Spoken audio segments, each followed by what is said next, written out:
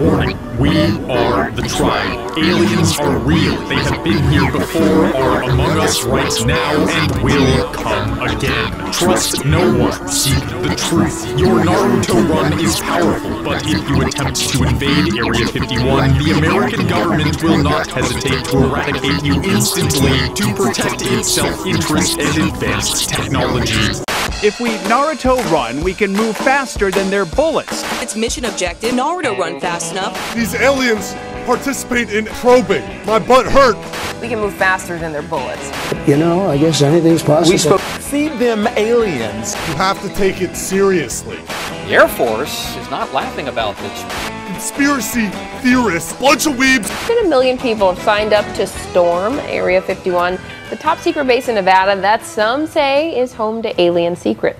Aliens come out of the sky in spaceships shaped like dinner plates powered by technology thought impossible according to the laws of physics. Everyone knows about aliens. They're in movies, books, TV shows, literally any medium of art anywhere has aliens flowing through its corner of consciousness. Aliens, man! They're here from another star system and they're watching us from behind the veil of technology so advanced it's magic, man! And where does the government hide and study this technology? Nevada, the land of droogs, gambling, and people of the night, is also the place where aliens are stashed away in Area 51. At least, that's the meme. Aliens are secular Jesus, the modern legend. They capture the imagination in ways so far out that if they were real, it would bridge the gap between science and spirituality. We live in times when science has explained so much that it makes religion's metaphysical explanations of the universe old hat. One could certainly argue religion has a lot to say about how to live a life, but when it comes to how we got here and how reality really works, science has chipped away at the mysteries of the world in ways so profound that it only took a fraction of a second on the cosmic clock to go from Bacon creating the scientific method to a direct connection between a computer and the human brain. Aliens. They would change everything. That's why a hero named Posting Cause I'm in Shambles created a Facebook event with a careful plan. We will all meet up at the Area 51 Alien Center tourist attraction and coordinate our entry. If we Naruto run, we can run faster than their bullets. Let's see them aliens. From this monumental spark of inspiration came over 1 million who promised they would go. Except it's Facebook, which means like 5 people will go. Memes stormed the internet. Reddit, Instagram, Facebook, Twitter, news reports, the memes bubbled up from the collective societal consciousness and proved to the world just how beloved aliens really are to modern society. But how?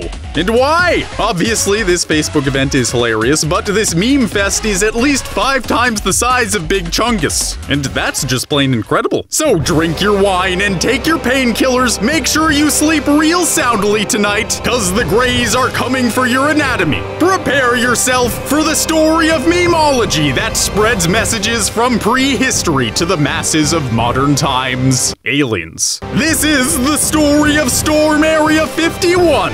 The story you never knew.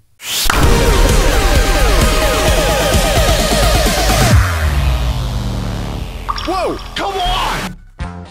Let me tell you, I did a good deal of research into this Area 51 meme. I checked out the Facebook event, followed the memes, even read the news articles, and you know what I found? Never read or watch news about memes. More on that at 11. I consider myself a kook anthropologist. Let's ask the important question. What is Area 51? In a few seconds, so I don't waste your time, it's an American top-secret facility where the government is storing the body of an alien recovered from the Roswell crash of 1947. It's there.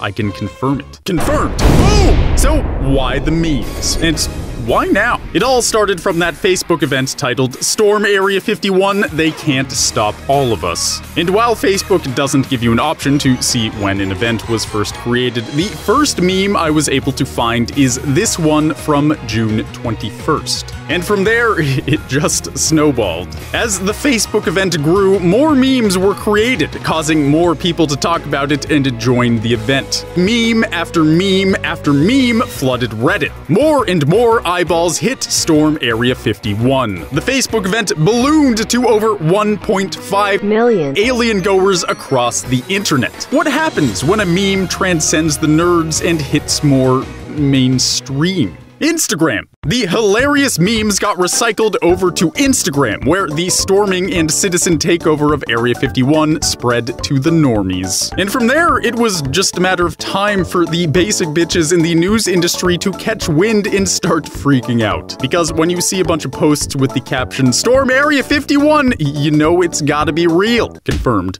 Boom! Well, it all seems to stem from a Joe Rogan podcast with Bob Lazar and Jeremy Corbell on June 20th. This 2-hour podcast has more than 6 million views and is pretty damn mind-blowing. It centers around their documentary, Bob Lazar, Area 51, and Flying Saucers. Both the podcast and documentary are very interesting, but the main takeaways are this. Bob Lazar is a smart guy who earned his master's degree in physics from MIT and a master's in electronic technology from Caltech. While there are no records of him attending either of those schools, Lazar speculated on the podcast that his records were erased in an effort to discredit him. "They buried my master's degrees too! They did it! I can confirm it!"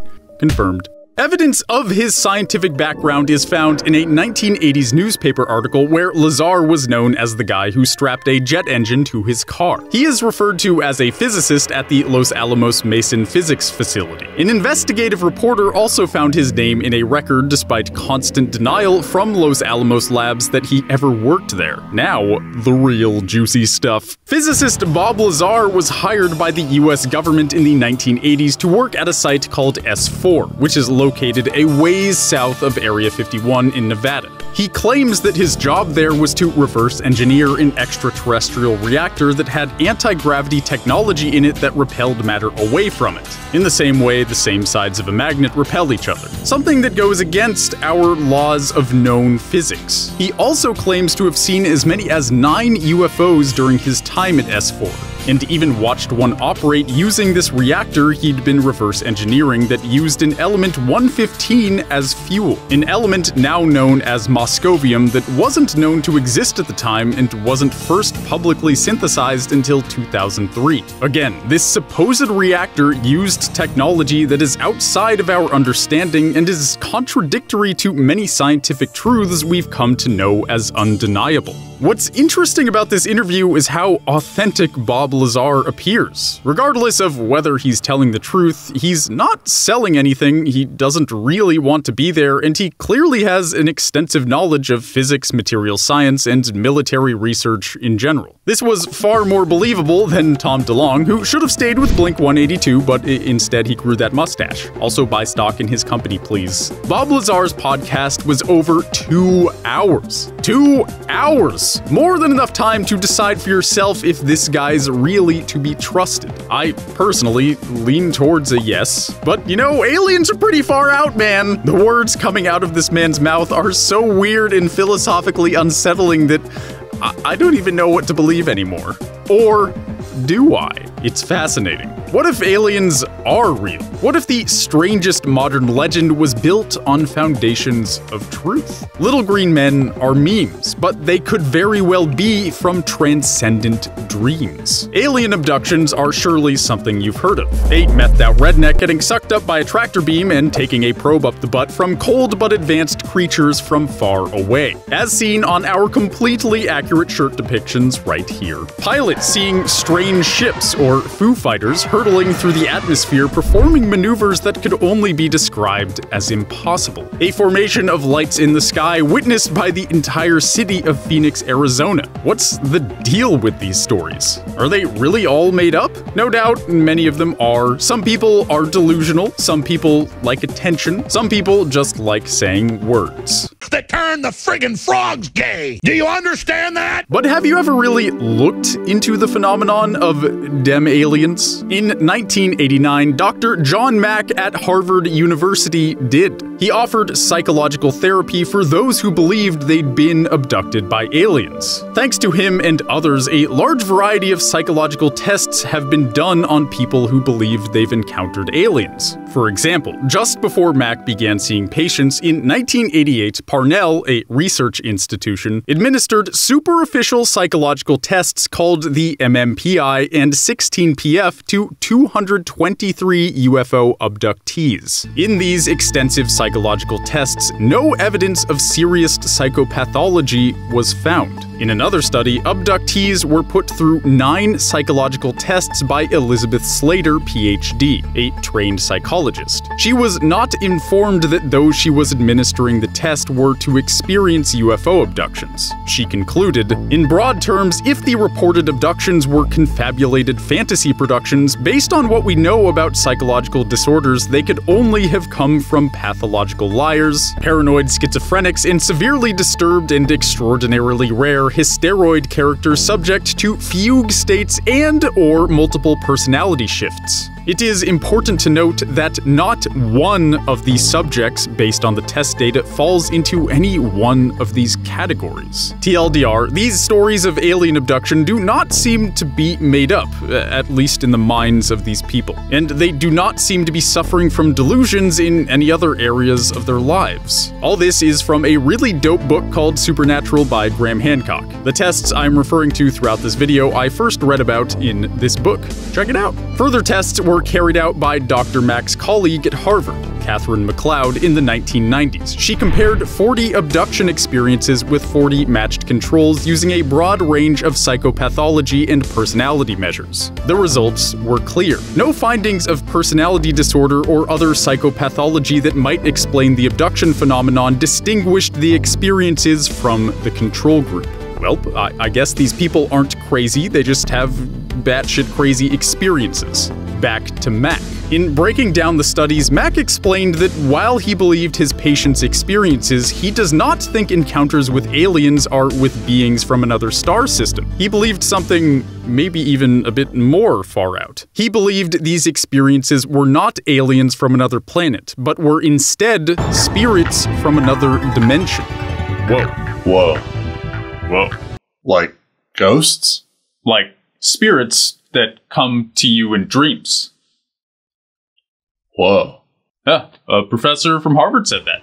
Just to be clear, Mack is saying these alien encounters happened in something resembling a dream, yet also something far more real than a mere dream. These encounters did not happen in waking reality. They were out-of-body experiences that still felt like people were in their bodies. Weird. Easy Mack was of the belief that alien abductions are spiritual rather than material problems. In September of 2004, he was killed by a drunk driver. Acknowledging realms beyond this one rarely go well in the scientific community.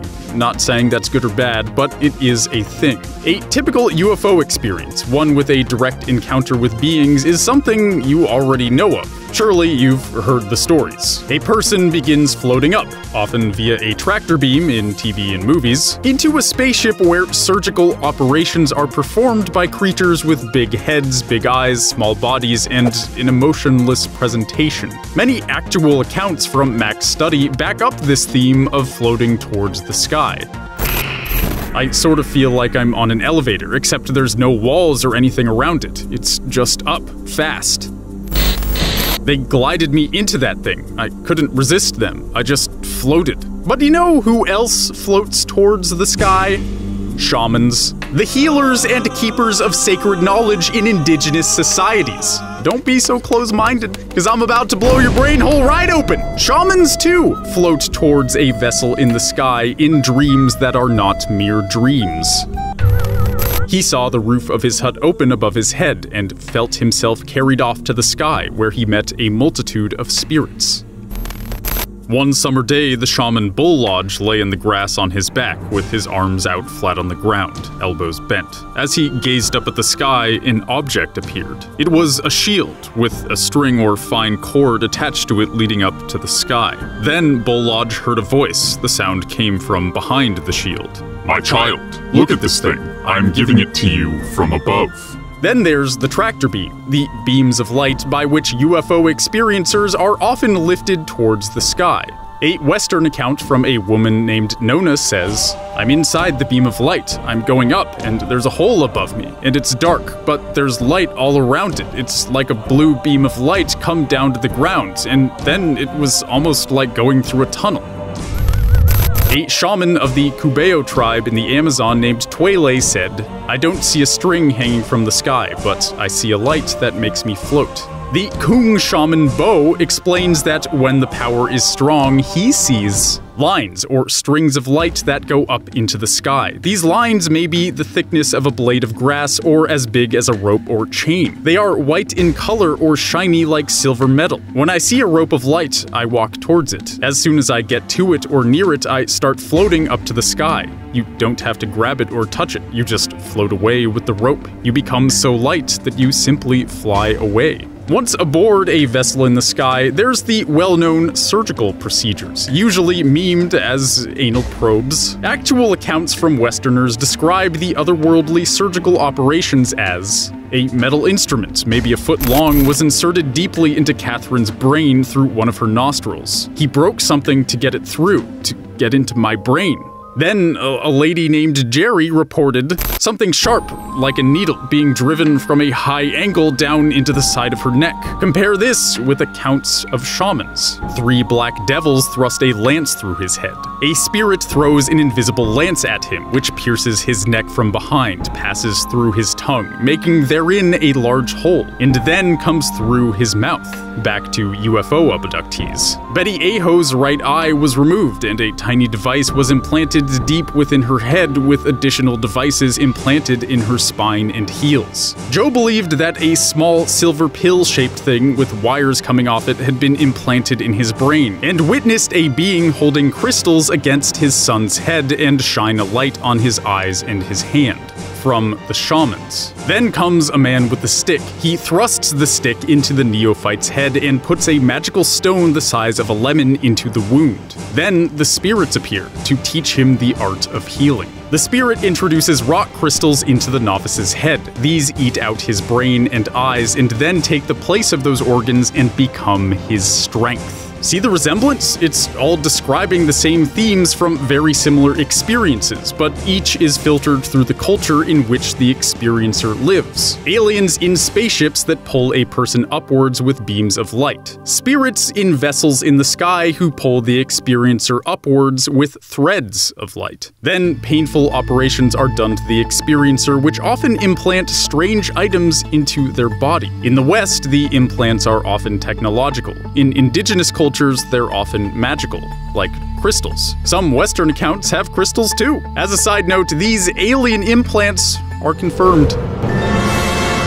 Hundreds have been removed from people over the years claiming abductee status. There's no entry mark, and the metal removed is electromagnetic and contains rare elements, some even toxic. Confirmed. The resemblance is uncanny. Wouldn't it make sense that both indigenous cultures and modern societies across the planet all have the same bizarre out-of-body yet still in your body experiences? We're all human. Is it really possible for the human mind to have a direct interaction with the transcendental, no matter the culture? And when the experiencer is raised in a society which takes their experience seriously, it makes them able to understand what their reality-shattering dream was for. This allows a person to integrate this mindfuck from another dimension into their life because they have a foundation of folklore to explain and process it all, and also take knowledge and strength with them from the place of the gods. Modern UFO abductees are almost always unable to integrate their experiences into their lives because these things aren't supposed to have happened at all.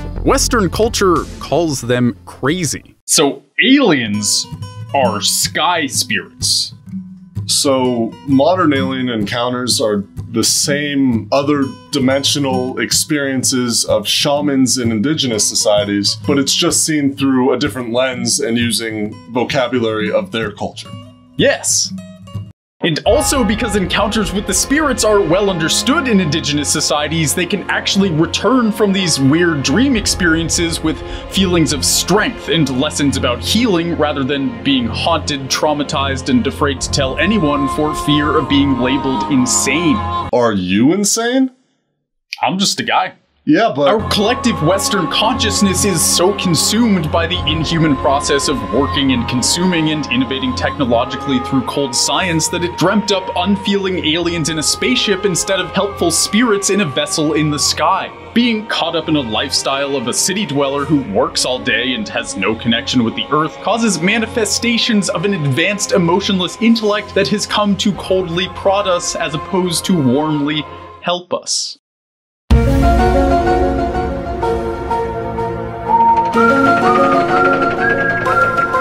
So what you're saying is that modern society and native cultures both have these extraterrestrial experiences. What we, as Westerners, see as unfeeling aliens that are here to coldly study us like animals in a zoo, indigenous cultures and shamans view them more as helpful spirits and channel this into internal strength and healing powers. It's all in the lens you view it. That's right. Our coldly logical worldview leads us to see coldly logical beings, whereas the poetic instinctual worldview of the shaman makes them see magical beings who inflict pain with a profound purpose. Okay. But if Bob Lazar is telling the truth, then why are there UFOs in this physical reality when all of these alien encounters took place in some other dimensional dreamlike realm beyond this one?